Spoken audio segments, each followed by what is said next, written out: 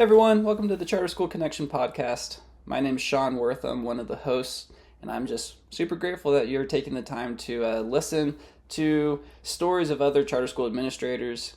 As we share our stories, I think it does a lot for the charter school world, and as it continues to grow, it's just good to network and to hear about what other schools are doing. For this episode, I spoke with Matt Roll, who's the principal and founder of Vinci Tree Academy, a local charter school here in Tucson, Arizona. I got to meet with him in person, and it was awesome. He gave me a nice tour around the campus, and he was super hospitable. I'm super grateful to have met Matt and learn a little bit about his background. Besides his background, things that we talk about during this podcast are how his charter school handled COVID and how that gave them some well-earned and special recognition. And then he talks a little bit about how he has advocated for his students in particular ways to benefit them with the community. So if you've ever been in a situation where you've had to advocate for the well-being of your students, you're going to get a lot of good stuff out of this podcast. Aside from that, I wanted to just thank our sponsors, Packed Class. It's a fantastic software to be able to convert student leads on your website and help them get through that enrollment funnel, which can be pretty challenging these days. And also Charter Connect. It's a way to increase enrollment for your charter school in a natural, organic way without breaking the bank. So thanks for our two sponsors, and thanks again for tuning in for this podcast, and I hope you enjoy. The majority of our audience is charter school administrators, and so I was just wondering if you could give just a quick synopsis of like who you are, where you came from, like kind of what got you into charter schools. Yeah, so trying to keep it super quick. I went to college for business. I was going to be working with an entrepreneurial group at the Huazhong Institute of Science and Tech in Wuhan, China, but I couldn't get the visa. And so instead, I applied for a working visa with Xindongfang, which is New Oriental English School, got the English school visa, and then was able to work with the college group at the university. And so during the day, I would teach English, and then during the night, I'd work with the university students in entrepreneurship, right? And the kids at the New Oriental or Xindongfang school were so incredible, and I really, really enjoyed it. And they offered me a full-time position, and I was like, if I'm going to be teaching, I come from a pretty low-income community in Arizona.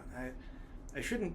If I am good at teaching, I shouldn't be sacrificing my talents in a foreign country. I should go back to where I came from first, and pay it forward in my own community. And so that's what I did. And given my business background, like I was actually looking at a job with Lehman Brothers for a while. This is right before the Great Recession. And so, but instead I came to Tucson because there was a failing charter school that needed a middle school teacher, and they were really hard up to find a good middle school teacher. And I was like, I'm not a middle school teacher. I have a business background, but I work really well with middle school kids. And they were just so desperate. They're like, we'll take you, And so I got a job. I turned Lehman down. And then, like 6 months later, all my friends who were working as investment bankers lost their jobs. It's just like, oh. And I still had a job because I was working at a charter school, And so from there, I just kind of fell in love with education. I didn't. The school that I was at was supposed to close like that same year, but instead we kept it open for another 4 years, so that was great. And then when they did close, I was trying to find a school home where they put the kids first, but I couldn't find the school that I wanted to work at. And so I decided, I really should just start the school I want to work at. I do have that business background, like an entrepreneur background. And so I spent the next 8 years working as a business consultant for Apple. And so made a lot of connections there working with Apple, and then kind of parlayed those friendships into like fundraising. And so we fundraised, a good, I think, $750,000 to get this school going. We applied back in 2011 for a charter, and we missed it by like 1%. And so then I spent all 8 years I was at Apple refining the charter application and building up my board. And then we applied again in 2018, and we got the highest score in state history. I think we were like 0.5% off from perfect or something like that. And so we opened our school here, and we've been going ever since 2018.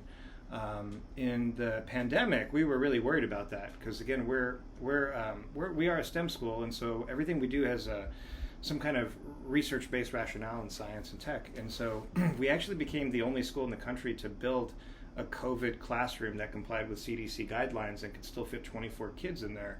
And so we got a lot of press from that. A lot of it was really bad press, like people telling us that we're abusing kids because we're building cubicles for the kids so they could see everyone around them with plexi, and we had like the air purifiers and everything.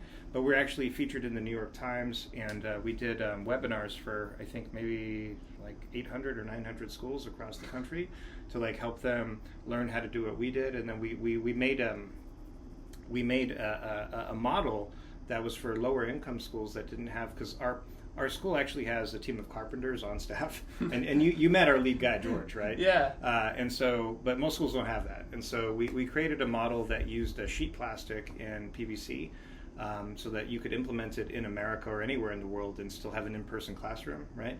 And we did it based off of classrooms that were set up or during the Ebola pandemic, right? They had to set up field hospitals, and so we used that same kind of tech, and we built that. And so it was really, really cool. We made a lot of friends doing that, and we exploded during that time. So for us, we're a tiny school. So when I say exploded, when your listeners hear and they have multiple schools and they're basically like a giant charter district, they're going to laugh. But you know, we were only around 150 to 180 kids, which is actually where we wanted to be. We were on target for our growth. We're a single site school, but we jumped up to 270 kids after that because everybody was like, wow, nobody knows what they're doing except for these guys over here at this tiny nothing charter school in Tucson. Interesting. And so we've been at around 270 kids ever since. And we don't really want to grow bigger than that. Like, we want a school where everyone knows your name, just like Cheers, right?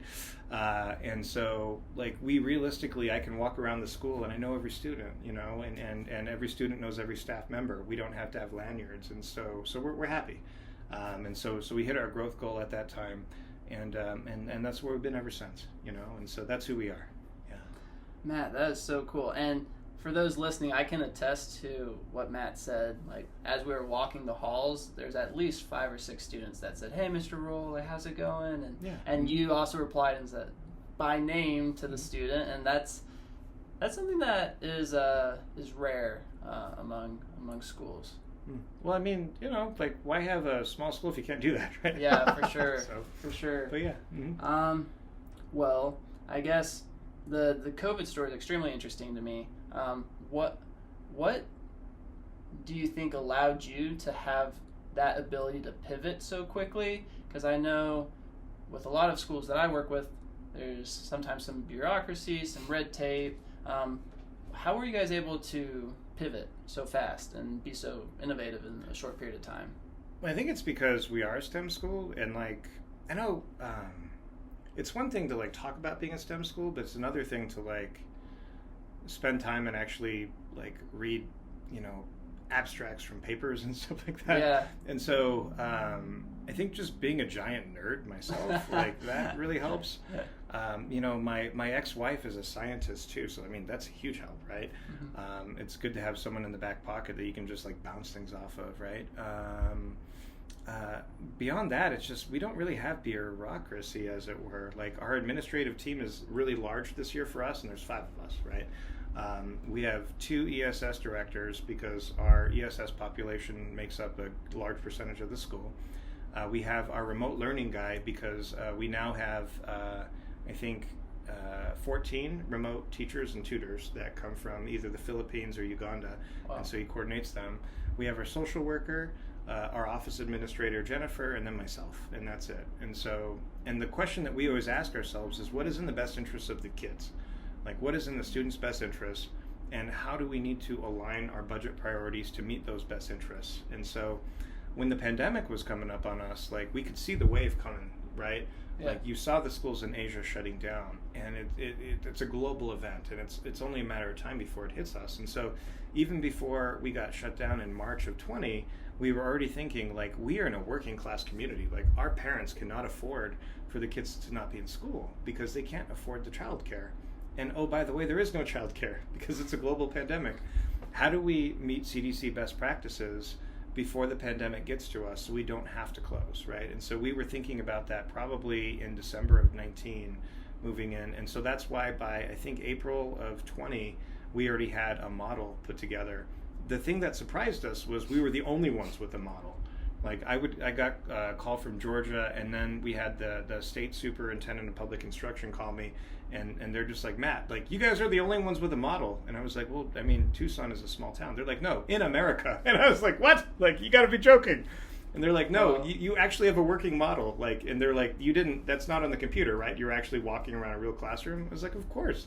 We don't have the budget for like building a CG classroom. Like, are you nuts? And so, yeah, and so that was, for me, that was the big surprise, because you always think someone else has the plan. You always think someone else is thinking about these things, but that's not always the case in education. Yeah. And I think that's the beautiful thing about charter schools, is you can have these nutty people like us just kind of trying to figure things out, you know. So.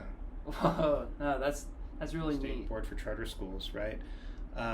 And so again, just keeping a good relationship with them, or doing your best to keep a good relationship with them, is really important. And also just remembering that, like, they don't want to fry your bacon, man. Like most of them are there because they also want to help kids, and they've seen abuses in the charter school movement, and so their job is to stop those bad actors and make sure that, like, only the good guys are the ones doing the work, right? And so for me, like, having that attitude readjustment where I was like, yeah, actually the State Board for Charter Schools just wants to make sure I'm not like a bad person who's just trying to make money off our kids, you know, who's actually wanting to help the kids. Like that really helped me to understand. So that'd be the first thing I'd say. Yeah. In terms of figuring out, for us being a small school, figuring out like the layers of bureaucracy when it comes to like expansion, like who does your code enforcement, right? Is it the city fire? Is it state fire? You know, like who does the building code? Is this the international building code that you have to follow? Are there county specific codes and stuff? That can be a real headache. And so having a good architect who can help you navigate that is super important, right? And so that'd be another thing is, you know, try to make friends with somebody who is a building professional of some kind, right? And so, like, for instance, for us, our architect is fantastic, and we've become very close with her.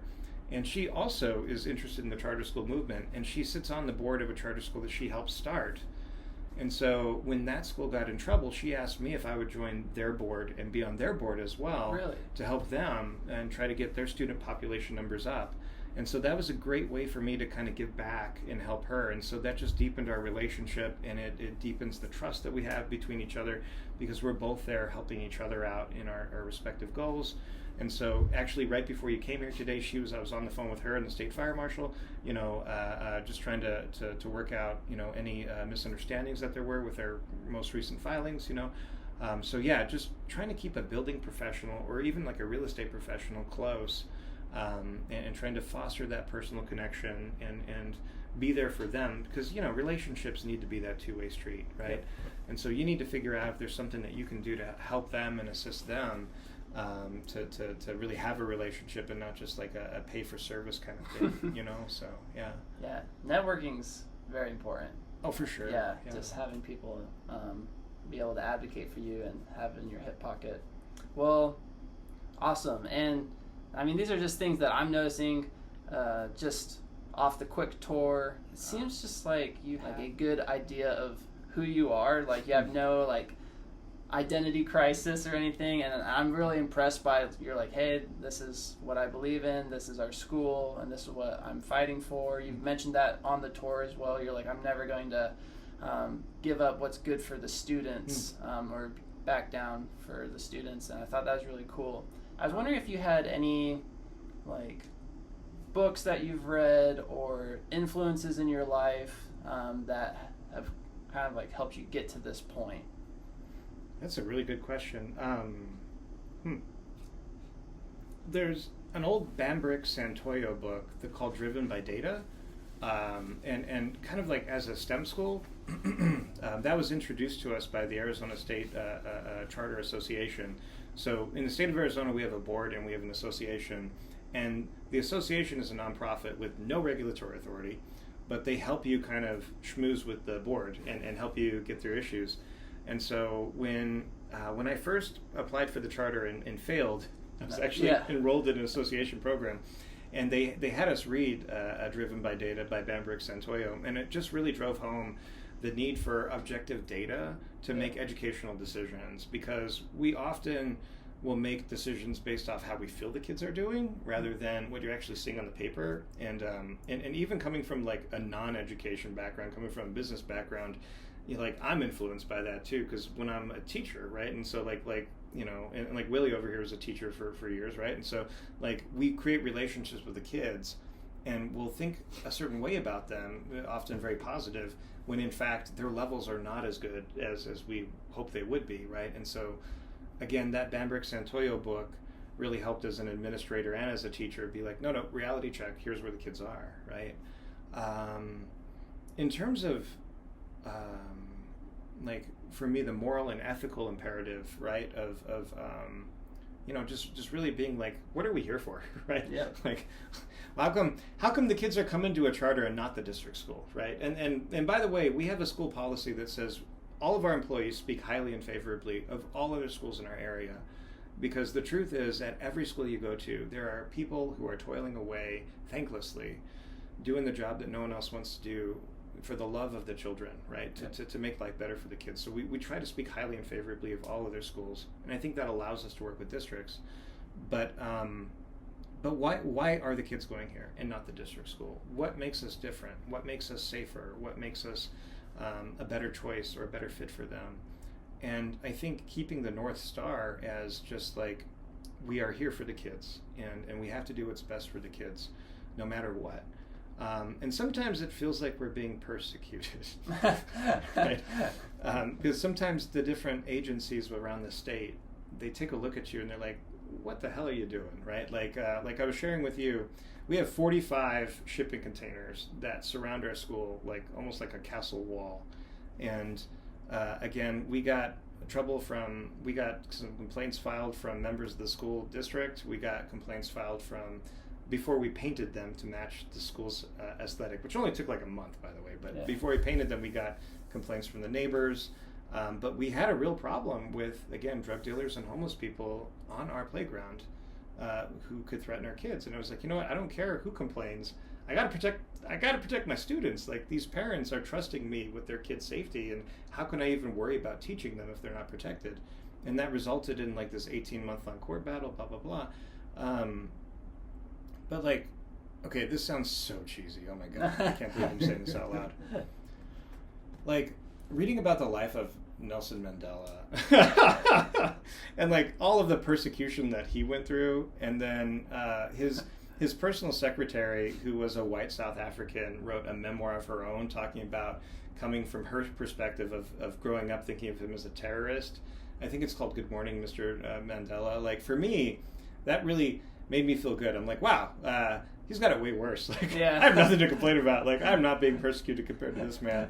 And like, he helped so many more people than me. Like, why am I whining? You know. So that helped on one hand, and then just knowing that like human beings could be like so like dead set on like helping other people that they've never even met before.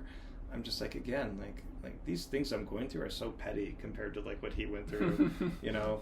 Like, that really helped me, you know, and so I know it sounds super cheesy, but like I haven't found that education, that pedagogy book that talks about taking a moral stand for kids that really fired me up. I've never had that, and so, but I have found it in like reading about people like him, who are human rights like people of note, you know. So no, I don't think that's cheesy at all. So thanks for sharing that, and yeah, I mean, we've already gain like 2 or 3 just awesome perspectives from you, but to kind of close up the podcast, I was just wondering if there's just anything on your mind, anything that like you feel like you want to share that your school's going through right now, either maybe a challenge that you've overcome or maybe a success that you've recently experienced, or just whatever is on your mind and you feel like other administrators would benefit from hearing about.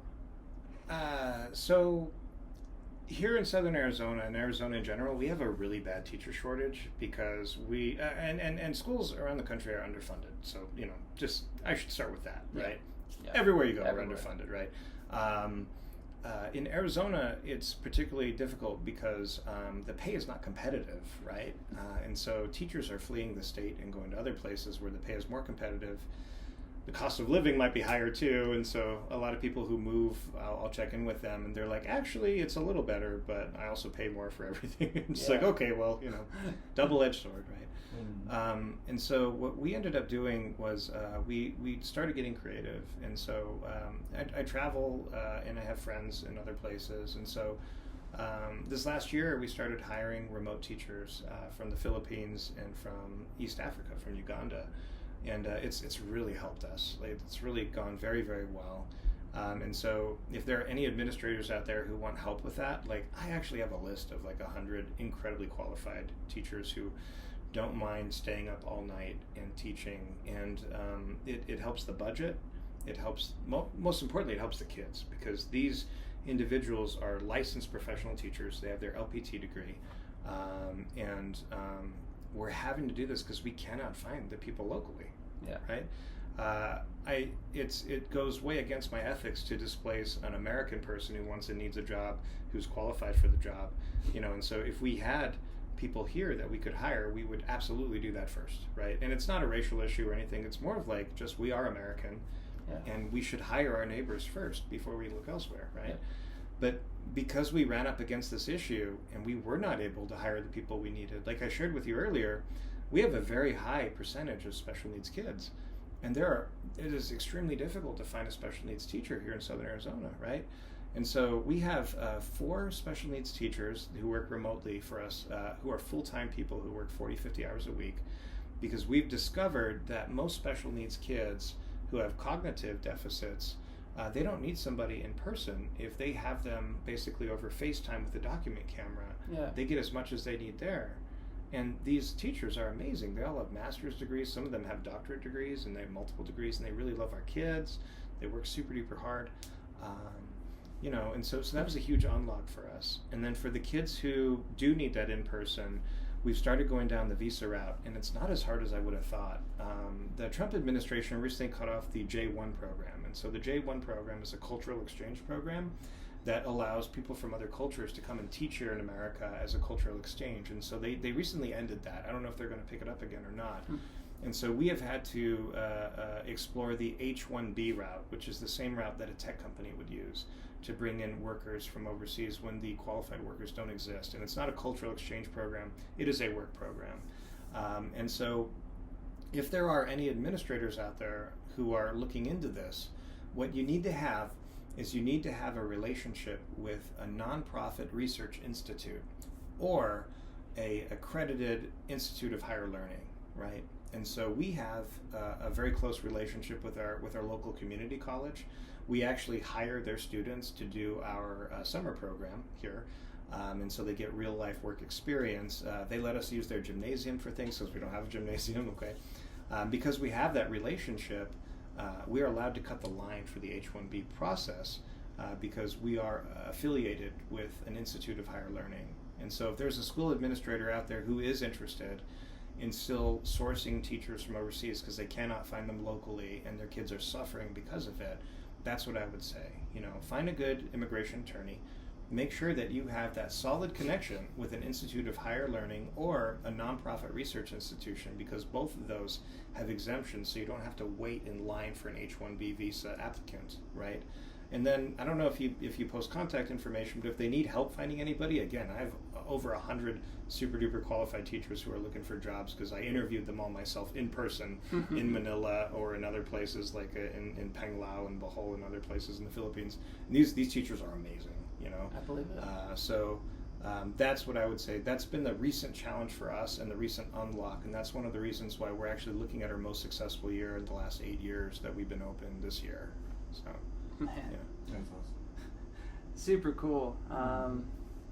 Well, for all our listeners, this has been a unique podcast episode where I've never really delved into some of these topics, but if any of you have questions, I'm sure, Matt, you'd be happy to 100%. To network with anyone at the Vinci Tree Academy here in Tucson, Arizona. Well, Matt, thanks for allowing us into your space. Oh, for sure, yeah. And we wish you all the best. Thank you.